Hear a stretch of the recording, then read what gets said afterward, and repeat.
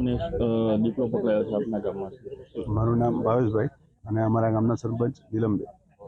આપણા બોદાલી ગામના ખંડારા ફળિયામાં જે પાંજરું મૂકવામાં આવ્યું હતું 6 દિવસ પહેલાં અહીં જ એક વાછડીનું દીપડા દ્વારા મારણ કરવામાં આવેલું હતું. એના દ્વારા અહીં આપણે જંગલ ખાતામાં જાણ કરી હતી. જંગલ ખાતા દ્વારા અહીં પાંજરું મૂકવામાં આવ્યું હતું.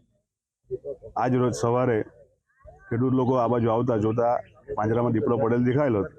એના દ્વારા આપણે જંગલ ખાતામાં જાણ કરવામાં આવી હતી અને હાલમાં જ એમનું જંગલ ખાતા દ્વારા રેસ્ક્યુ કરી દીપડાને વન વિભાગમાં લઈ જવામાં આવેલ છે.